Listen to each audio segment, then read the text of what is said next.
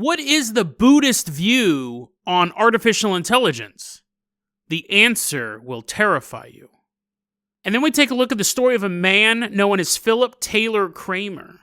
He went from being a bassist for the band Iron Butterfly to working on top-secret missile systems for the U.S. government. But the real mystery began when he died. Was it a tragic case of suicide or a cover-up to steal the most important invention in human history? Today on Dead Rabbit Radio.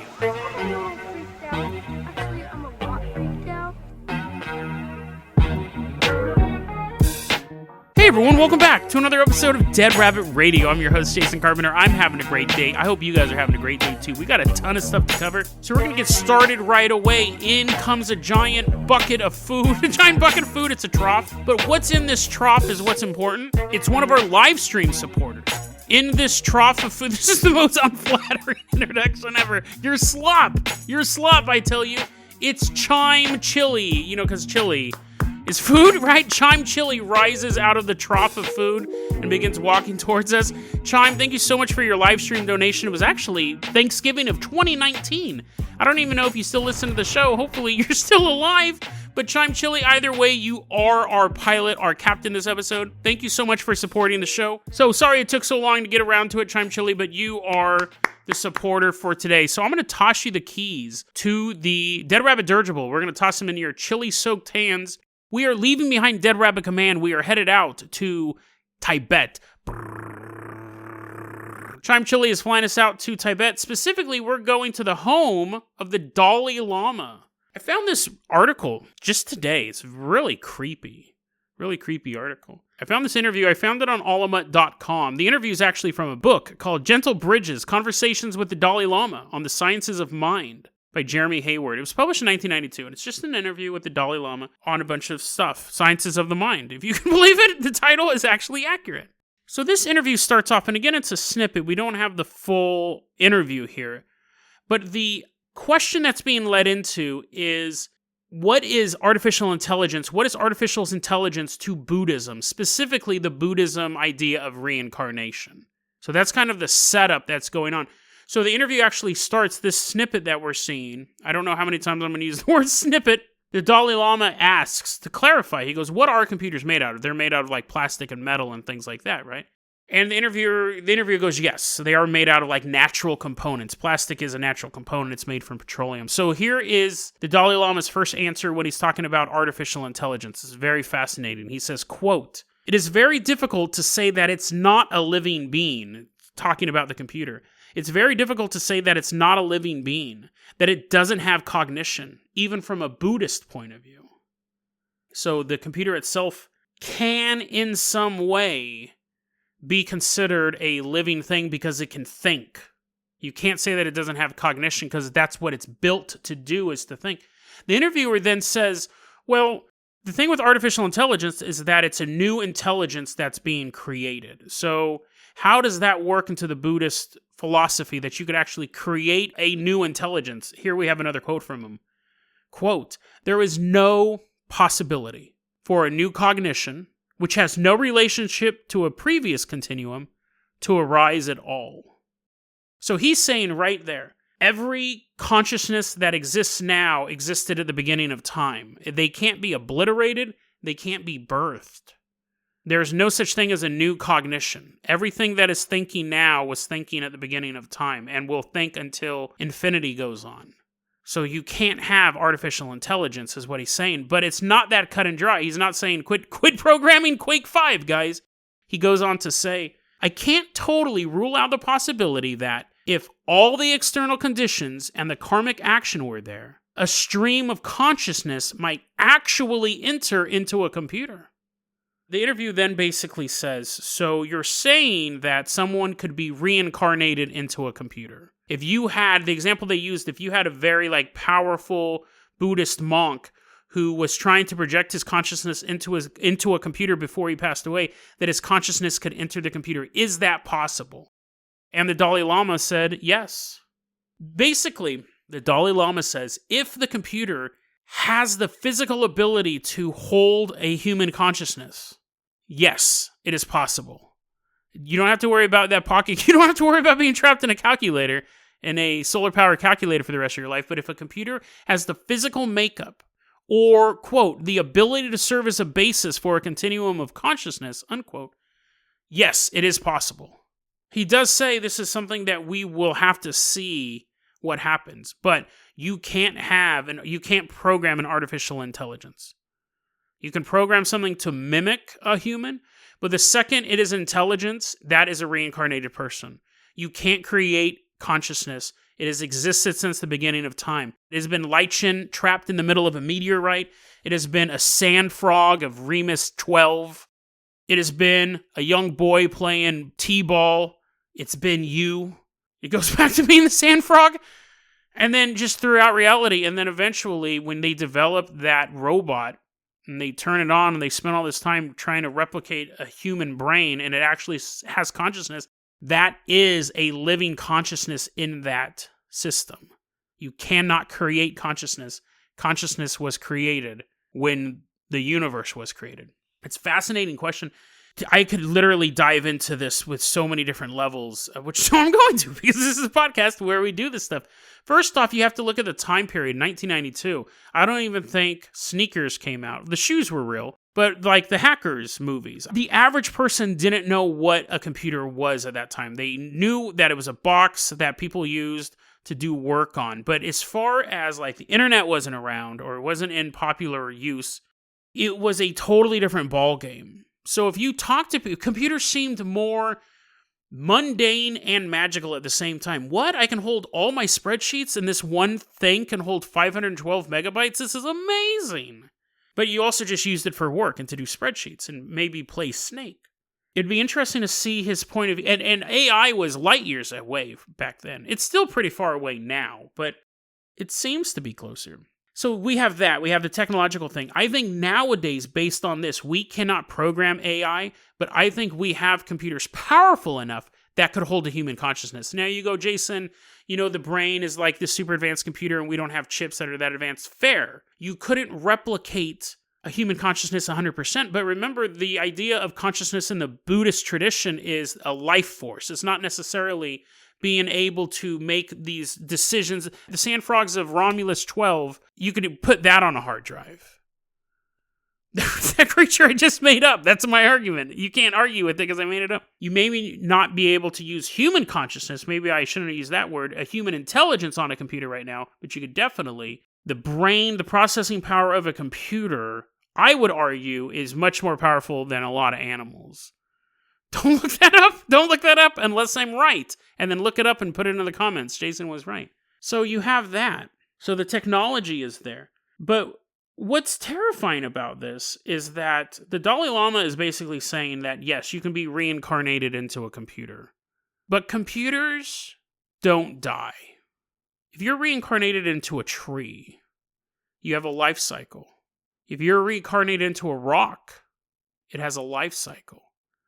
If you're reincarnated into a metal, into an ore, it has a life cycle. Even if that life cycle is it being churned out of the earth, sitting on a beach for 10,000 years, and eventually as the plates of the earth shift and move, the chunk of iron falls into a chasm and is compressed and pushed and morphed and melded, and it's over 10 million years makes its way back down to the earth's core and melts and becomes something different. Don't look that up either, guys. This is not a science podcast for a reason. But you know what I mean? Everything has a life cycle. It wears down. Computers don't. And you go, Jason, if the earth can swallow up a chunk of iron, I think it can do the same thing to my Macintosh. But it's different because the iron is a single component. A computer is like its hard drive, which, okay.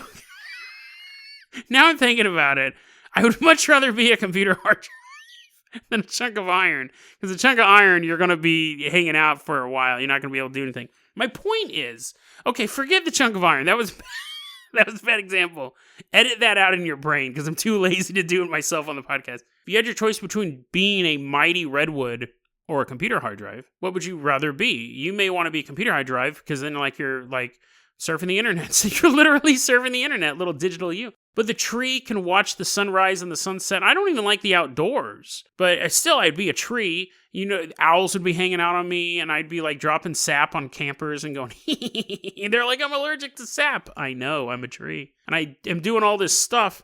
I'm doing all these hijinks. The computer hard drive is going to end up in a dump somewhere. First off, it's going to get, you don't know whose hard drive you're on. You could be full of porn. It could be the worst existence ever. And you're like, great. Why did I have to jump into this hard drive? Or it could be some bunch of spreadsheets and things like that.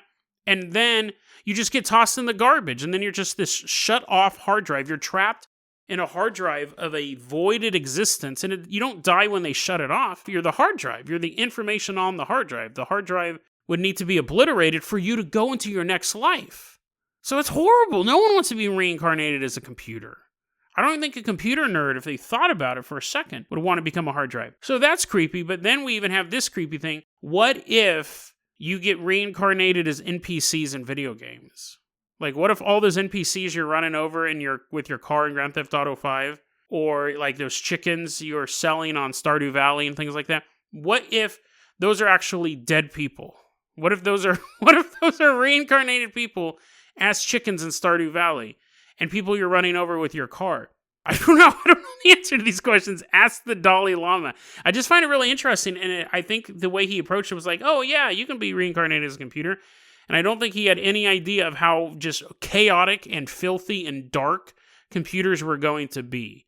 I'd rather be reincarnated than a lot of stuff, than some random computer sitting on a shelf at a Best Buy and just so worried, so worried. Every time someone came by to buy me, I'm like, no, not you, not you.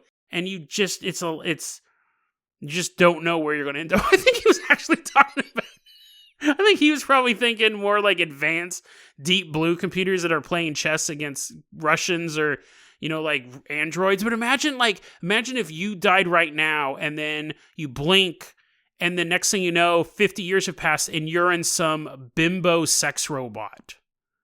And you can't move.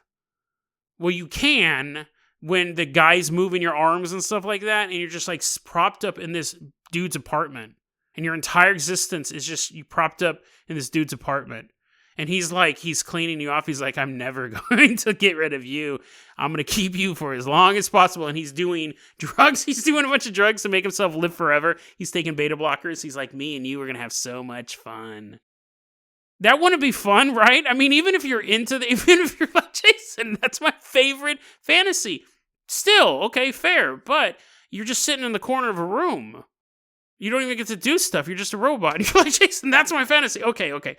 Maybe you are into that. But I think most of us wouldn't want to be reincarnated as some like sex toy sitting in an empty box. I don't think the Dalai Lama was talking about anything electronic.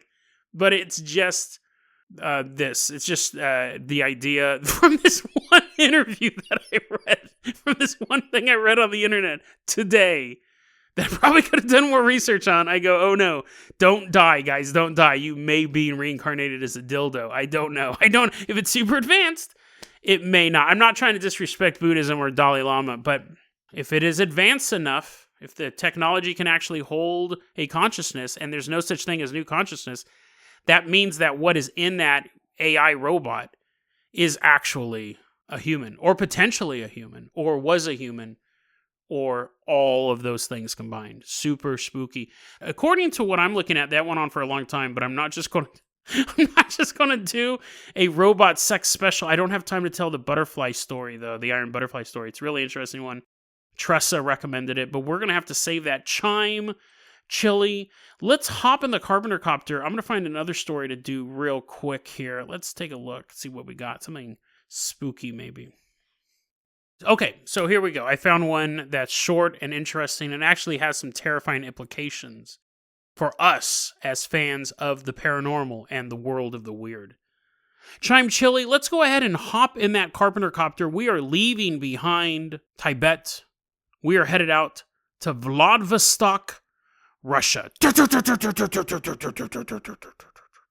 But we're not going to be wearing our winter gear that we normally have to wear every time we go to Russia. We've been doing a lot of stories in Siberia lately. We're actually going to the beach, so I hope you guys brought your swim trunks in your little tank tops that have the black and white stripes on them. It's old-timey. It's actually not old-timey. It's 1989. But we're going retro. We all got giant mustaches and we got strongman clothes on. Chime Chili, go ahead and land us at this beach.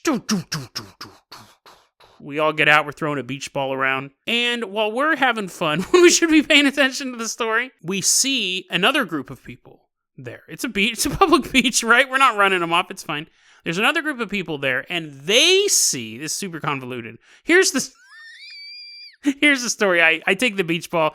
Everyone sits down. I go, okay, let me just tell you the story. This episode's already running long, I think. Can't really tell. But anyways, there's a group of people on the beach. That's not us.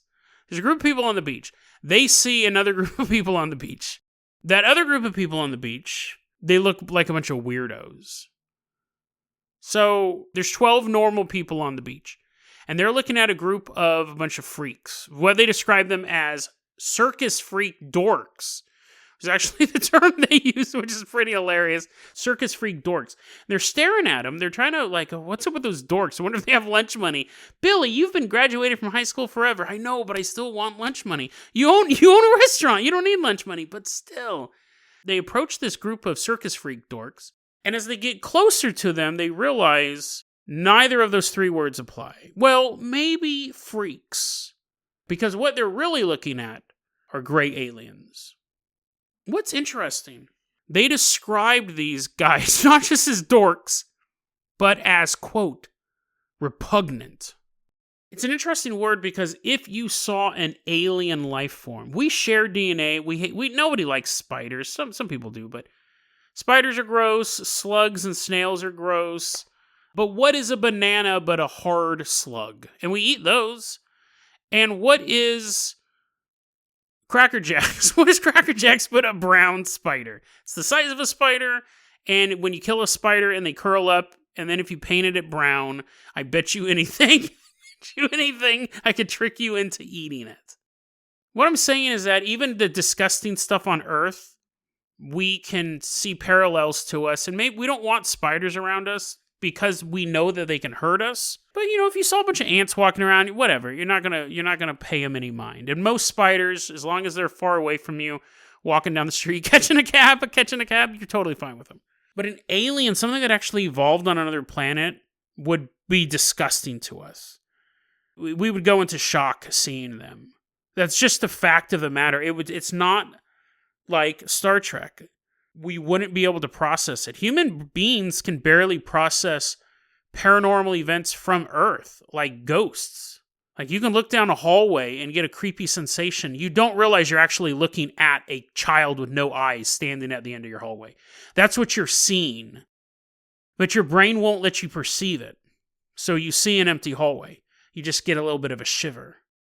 When you're walking up the stairs and you feel like something's at the bottom of the stairs, sometimes it's just your imagination, but sometimes there's something at the bottom of the stairs. But when you glance back down, you don't see anything there. You're relieved. Because if your brain let you see what you actually saw, which was the old man with the pitchfork at the bottom of your stairs, you would lose your mind. Your brain. Good night, kids. I'm glad you guys enjoyed this episode. You lose your mind. So your brain actually will shut down when you're seeing stuff that you can't comprehend. We've talked about that a couple times on the show. We talked about it last week as well. With an alien, it's a physical being. You can't ignore it. Although some people do. Some people, their minds will shut off and they're like, I don't remember what happened. But they would be absolutely disgusting to us. Now, you could say like the Pleiadians, the Nordics, maybe they're like star seeds and stuff like that, fine. But if you actually saw a reptilian, it would nauseate you. It's not a flickering image of Obama giving a speech on CNN. That's not a reptilian.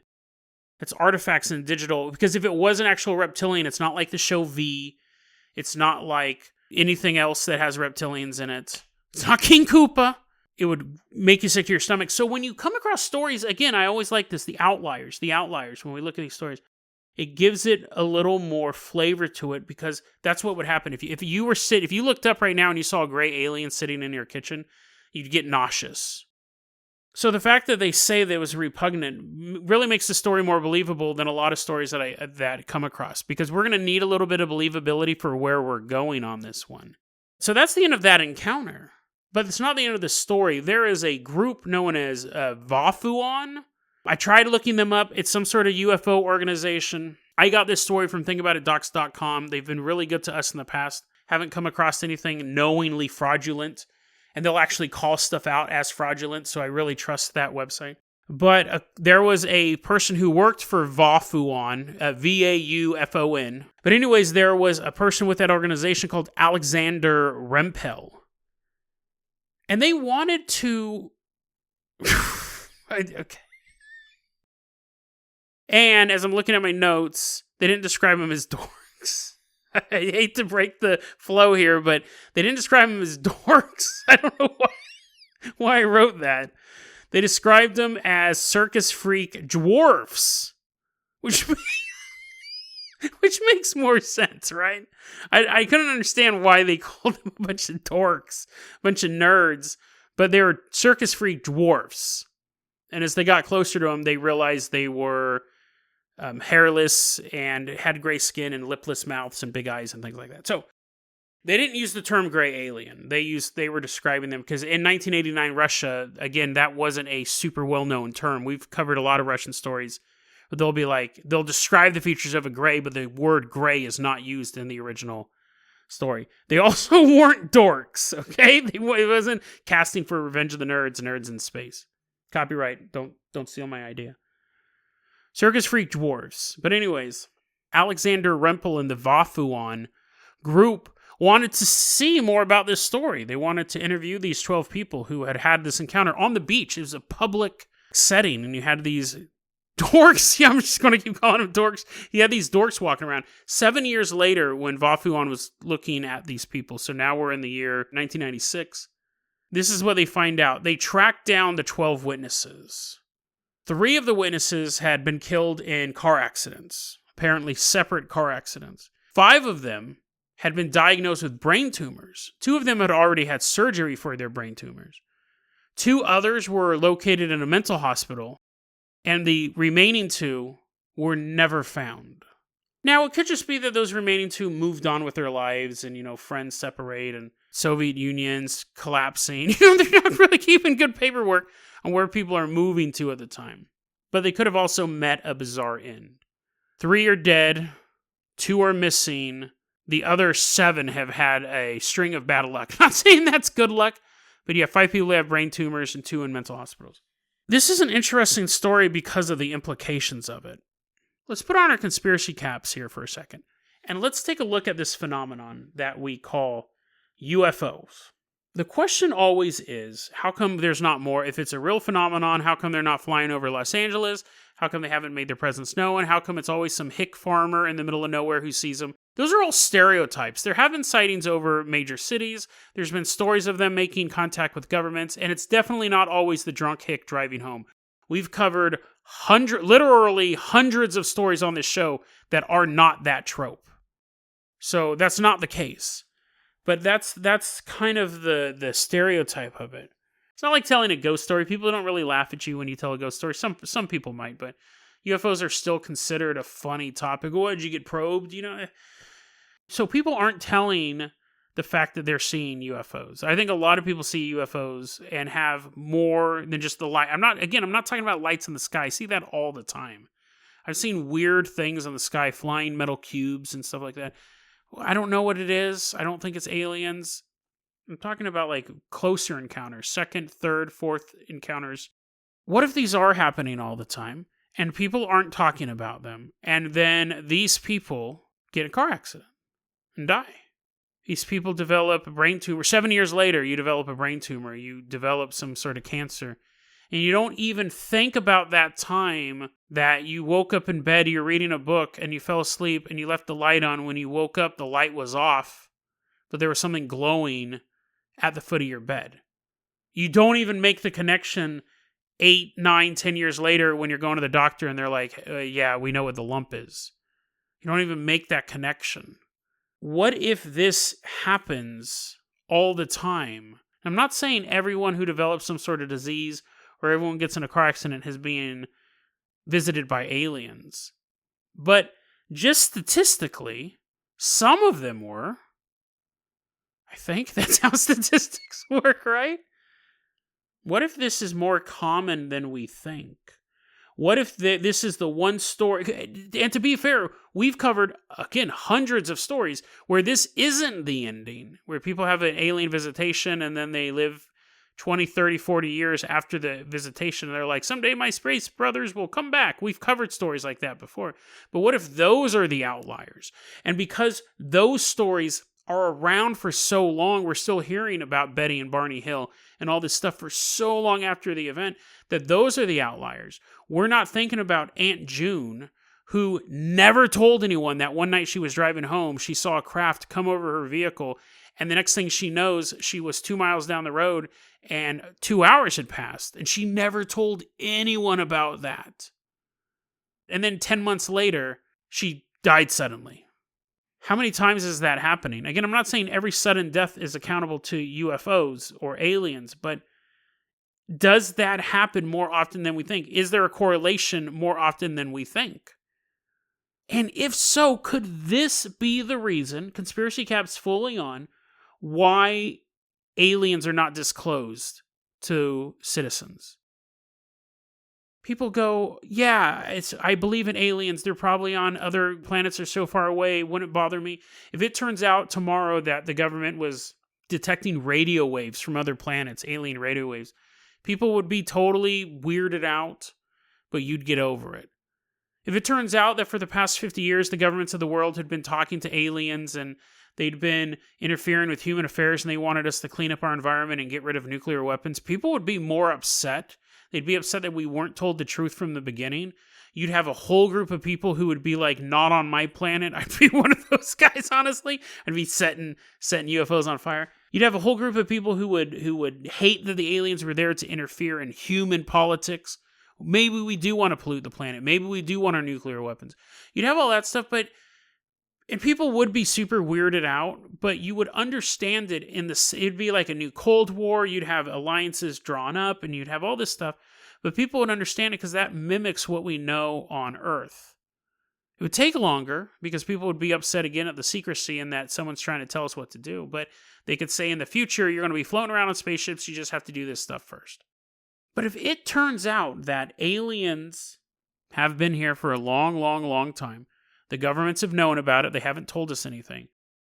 There's 20 different alien races. They all have completely different agendas. There is no space brotherhood. They come here to look at us the same way we go to a zoo to examine animals. And not only that, but there is some bizarre mechanism that when you encounter these beings, you have, for lack of a better term, bad luck. Them being here interferes with our normal lifespan. When you encounter these guys randomly, your life will be shorter for the most part. Again, there's outliers. We can't negotiate with them. They all want different things. They view us as tiny. They don't really want us to evolve. They just like to come down and take our soil and every so often have a hybrid baby. And if you run into them, things aren't going to turn out well. There's no Federation in the future. How do you think the world would respond to that? It would be seen less as an alien government and more of a natural disaster. You can't negotiate with an earthquake. You can't negotiate with cancer or COVID. It simply exists. And you hope that it doesn't come and interfere with your life, but when it does, you have to prepare yourself for it. To fight it or to accept it. I don't know what the mechanism is. I can't say it's the aliens come down and they cause some sort of radiation sickness. You could say the brain tumors for that, and the 2 people who went insane for that. But people going missing, people dying in car accidents, what if the alien encounter is so alien to our reality, it actually throws off our fate, our timeline, where we were supposed to be? The trigger's pulled a little earlier. And again, this is Conspiracy Cap fully on. I'm not trying to say that everyone who dies of a disease or everyone who has bad luck has encountered one of these aliens. I'm not trying to minimize that at all. I'm just saying I find it very interesting that we have this one story, and I'm extrapolating from that. We have this one story where we have 12 witnesses, and all of them, 100% of them, suffered ill effects. And extrapolating that out, we know of all the times people have told us about UFO sightings, and they tend to be okay, except for the people being taken aboard ships and forced hybrids and things like that, which is awful. But the after effects, sometimes they're a little not right in the head because of the experience. But for the most part, the stories that we hear generally have happy endings. But those are the stories we hear. What about the tens of thousands of stories that people experience, never tell anyone because they're ashamed to tell people, and they meet a tragic or unlucky end? And they don't put two and two together. No one even thinks to put two and two together because they don't know about the story in the first place. And that's the real reason why we don't know that aliens exist. Because if we knew that aliens exist, and we knew what they actually were, they're harbingers of chaos. They're not an enemy fleet that we can destroy with our weapons that we can combine together as one race and destroy these alien invaders. They're not space brothers to enlighten us so we can search the stars with them. They're not even, like I described, just the alien observers who sit up there quietly and watch mankind. Just by them coming into our environment, they throw things off. Just like even the most careful observer of the tigers of Africa is stepping on anthills, squishing bugs when he sits down to take notes. We may not be the future allies of the aliens. We may not be the future enemies of the aliens. We may not be the future conquerors of the aliens or the slaves of the aliens. We may simply be humans in a universe of aliens. And the universe belongs to the aliens. We are the outliers. We are the thing that is wrong in the system of time and space. We are like pond scum in a pool. And when they come here, it's like dropping water into that pool. But not even just water, they're dropping in pool cleaner. They may not even be doing it intentionally. These dorks were just hanging out on a beach. And these 12 people suffered tragedy simply because they saw them. I can't define the mechanism. There may not be a mechanism. This is a conspiracy podcast, and we're going with the story and taking it out. This may just be a one-story thing that is fun to explore the further consequences of. But if this story is any indication of humans' relationship with aliens, the governments of the world will never admit they exist. Because to admit they exist is to admit that humans are powerless. It's one thing to know there's a bear in the woods, and if the village works together, they can slay the bear. It's another thing to know that there is a volcano growing underneath the village that will not only wipe out that settlement, but will take out the entire continent. If you knew there was no chance of survival, would you tell the people there was the problem?